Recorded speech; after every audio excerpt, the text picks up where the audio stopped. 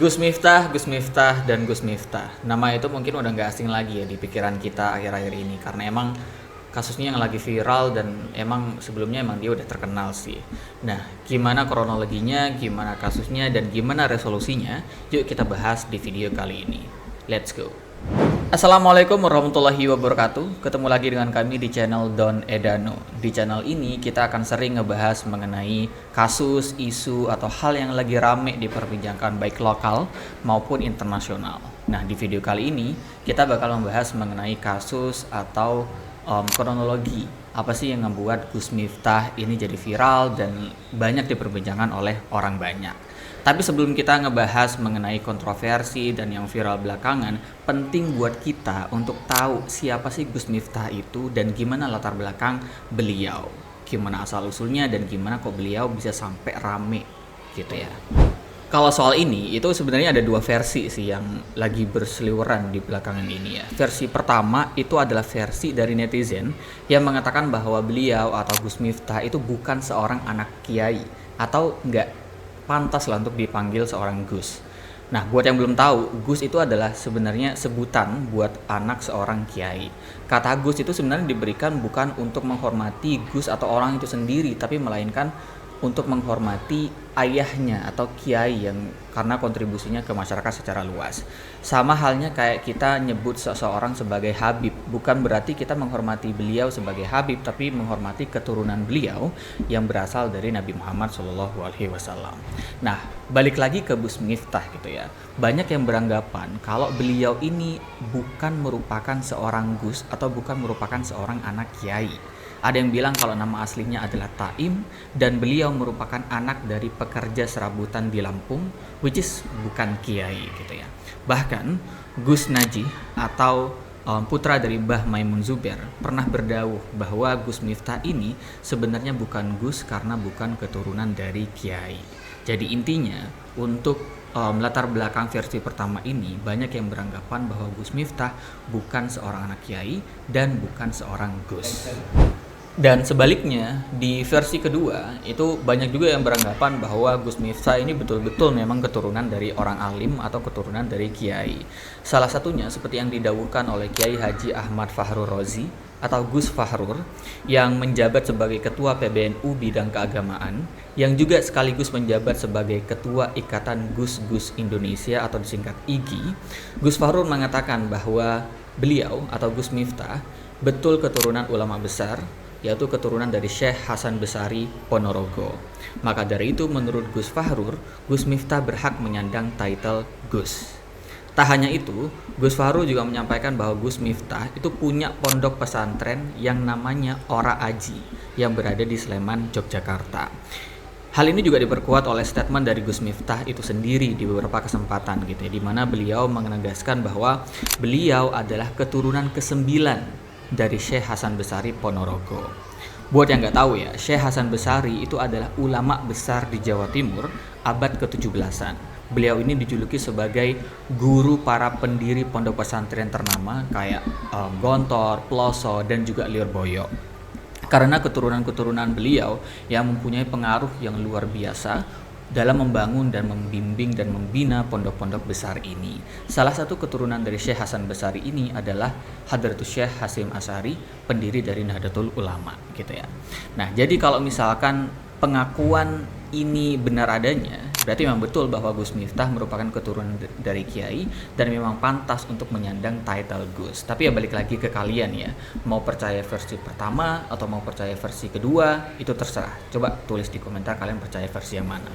Terus gimana sih kok Gus Miftah ini kok bisa kayak terkenal dan se-booming sekarang gitu ya? Menurut kami sih Gus Miftah tuh bisa terkenal dan bisa punya exposure segede sekarang itu karena dua hal. Yang pertama dari gaya beliau dan yang kedua dari strategi dakwah beliau gitu ya.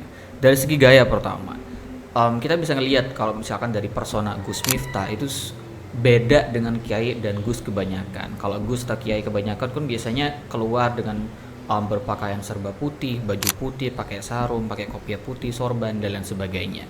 Nah, Gus Miftah ini berbeda dari itu. Dari segi persona dia tuh rambutnya gondrong, terus pakai peci tradisional dan pakai baju-baju atau busana yang terkesan gelap atau beda dari Kiai dan Gus kebanyakan. Itu yang pertama. Dari kedua, dari segi strategi, contoh di 2018 yang lalu gitu ya, Gus Miftah ini sering banget viral karena dia tuh sering ngisi dakwah di klub-klub malam di Jakarta. Bayangin aja ya, seorang kiai, seorang Gus itu ceramah agama di klub-klub malam di Jakarta pula. Kurang wow apa gitu ya premisnya. Nah dari sinilah Gus Miftah itu udah mulai terkenal dan mulai dikenal oleh masyarakat gitu ya. Udah punya exposure dan dia udah mulai punya circle-circle artis nasional. Termasuk salah satunya adalah Deddy Corbuzier yang akhirnya kita tahu bahwa Deddy Corbuzier itu dibimbing oleh Gus Miftah untuk masuk Islam di tahun 2019 gitu ya. Nah, fast forward ke 2024, Gus Miftah ini semakin terkenal oleh masyarakat secara luas karena beliau ini berhasil untuk masuk ke kabinet Prabowo Gibran tahun 2024. Dan beliau itu ditunjuk sebagai seorang utusan khusus presiden bidang kerukunan beragama dan pembinaan sarana keagamaan. Di titik ini kita udah tahu asal-usul beliau dan gimana cara beliau itu bisa terkenal sekarang gitu. Nah, sekarang baru kita bahas mengenai kontroversi beliau yang lagi banyak diperbincangkan. Kita coba rekap seenggaknya ada 3 kontroversi dari Gus Miftah ini yang belakangan ini jadi diperbincangkan oleh orang banyak gitu ya. Yang pertama adalah kasus Gus Miftah dengan tukang jual es teh pas pengajian. Kalian udah pasti tahu lah ya kasus ini. Jadi intinya di acara selawatan atau pengajian di daerah Magelang, Gus Miftah ini melontarkan kata kasar dengan ngatain si penjual es teh atau dikenal sebagai Pak Sun Haji itu sebagai goblok gitu ya, maaf. Jadi habis itu beliau ini malah tertawa terbahak-bahak bareng tokoh-tokoh yang ada di panggung termasuk Habib Zaidan. Dan setelah mengatakan itu tidak ada intensi atau tidak ada usaha untuk meminta maaf kepada publik atau kepada si penjual es teh itu. Setidaknya pada kejadian itu ya.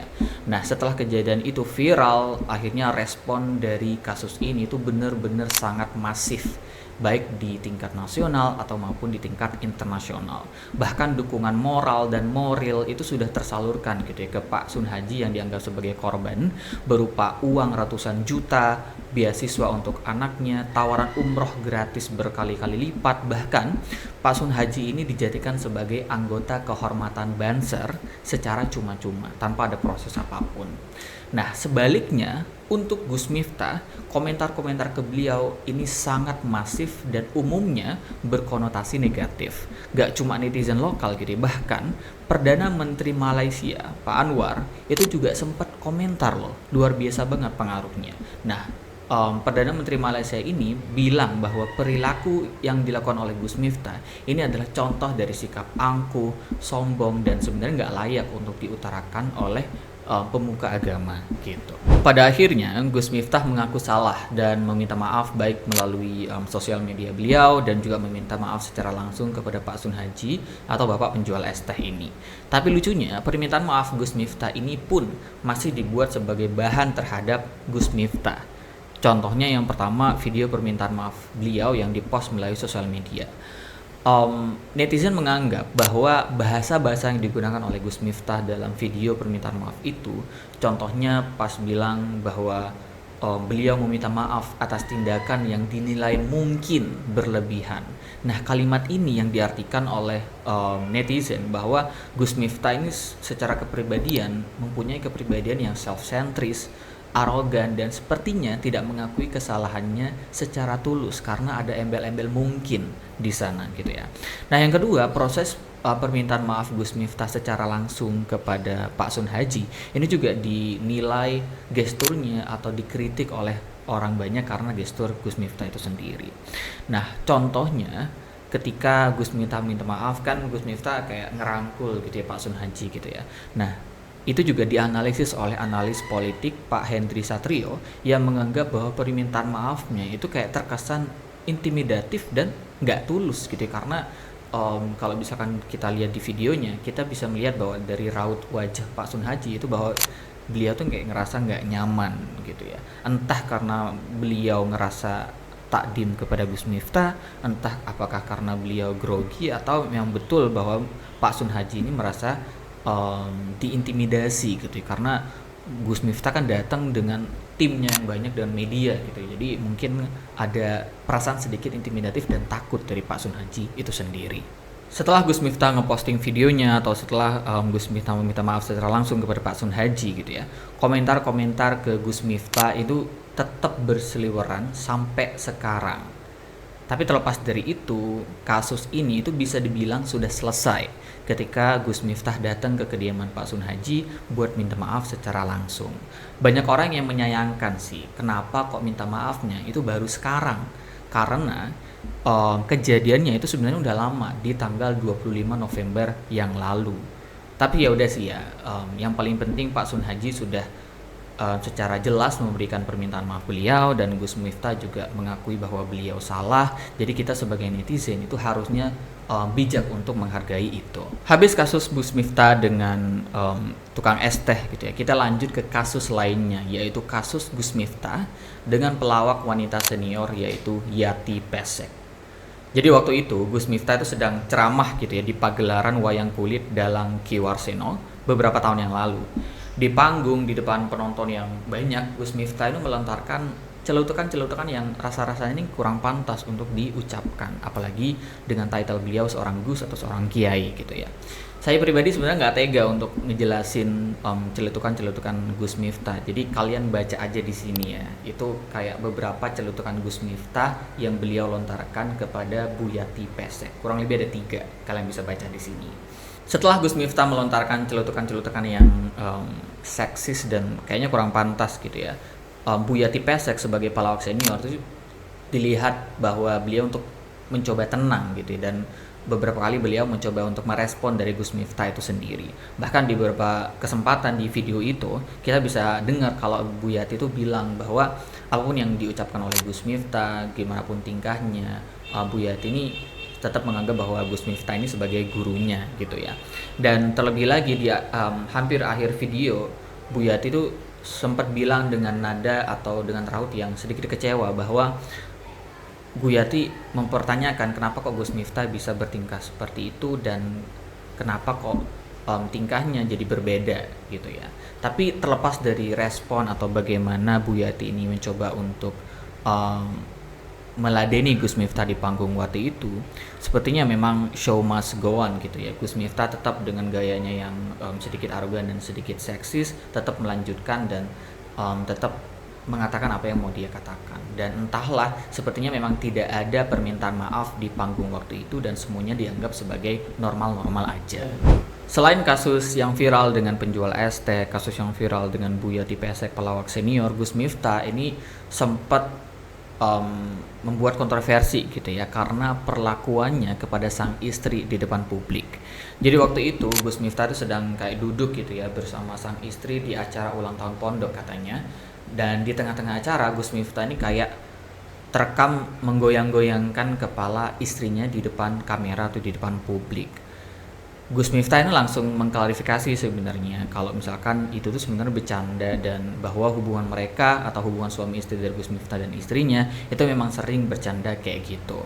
Gus Miftah juga menyampaikan kalau sebenarnya dalam rumah tangga, suami yang baik adalah yang bisa menjadi penghibur istri, dan mungkin ini adalah cara beliau untuk menghibur sang istri gitu ya. Nah, kalau misalkan bahasa-bahasa sekarang, mungkin Gus Miftah ini adalah tipe orang yang rasa sayangnya itu diungkapkan dengan physical touch gitu ya kali ya. Tapi tetap aja banyak netizen yang menganggap bahwa itu nggak etis lah, bikin malu lah, dan bahkan ada yang memframing bahwa itu tuh udah bisa dikategorikan sebagai kekerasan dalam rumah tangga seperti itu. Kita udah bahas dari tadi ya mengenai latar belakang Gus Miftah, kontroversi-kontroversi beliau yang lagi ramai belakangan, dan juga gimana sih resolusi konflik dari masing-masing kontroversi atau kasus tersebut. Nah, sekarang kita tuh harus bisa memetik gitu ya dari kasus-kasus ini bahwa kita harus hati-hati dalam berujar, apalagi sebagai seorang public figure, pemuka agama, dan juga bagian dari pemerintah itu sendiri. Karena kalau kita salah ngomong, kalau kita salah tingkah, imbasnya itu bisa ke diri sendiri, ke agama yang kita wakili, dan pemerintahan yang kita coba representasi gitu. Imbas pertama itu ya ke diri sendiri dari Gus Miftah ya, karena setelah kasus itu viral dan kontroversi itu dilihat oleh masyarakat ya, akhirnya banyak yang mengulik masa lalu dan kepribadian dari Gus Miftah itu sendiri. Pada akhirnya udah nggak ada lagi tuh orang yang kayak fokus ke substansi apa sih yang Gus Miftah ini mau sampaikan ke publik, karena mereka udah terlalu fokus sama hal yang sebenarnya non substansial kayak tadi gitu ya. Saya yakin pasti ada nilai-nilai penting yang ingin disampaikan oleh Gus Miftah dalam ceramah-ceramahnya, yang akhirnya jadi nggak ada bobotnya karena ketutup sama kasus-kasus yang tadi, yang akhirnya bisa jadi mendelegitimasi ceramah-ceramah beliau ke depannya. Itu yang pertama. Terus yang kedua, imbas mengenai kasus ke agama Islam itu sendiri. Karena sebagai pemuka agama, ekspektasi orang ke Gus Miftah itu ya untuk menegakkan dan menyebarkan agama secara baik dan gimana sih, contoh memberi contoh yang baik gitu ya. Tapi yang terjadi kemarin itu jelas bertentangan dengan itu. Imbasnya apa? Yang pertama, tingkat skeptisisme masyarakat terhadap agama dan pengkultusan tokoh itu semakin tinggi gitu ya. Banyak yang akhirnya kayak mengkerdilkan makna Gus itu sendiri yang sebetulnya tuh kayak sakral banget. Gus kan kayak anak kiai dan penghormatan kita terhadap kiai itu sendiri ya. Tapi kalau dilihat di sosial media sekarang, banyak orang yang menyampaikan kalau misalkan mereka udah nggak percaya lah dan udah nggak mau lagi main gus-gusan lah. Ya salah satunya sebagai dampak dari kasus Gus Miftah ini. Intinya itu kayak yang ngelakuin satu, yang kena jadi semua gitu.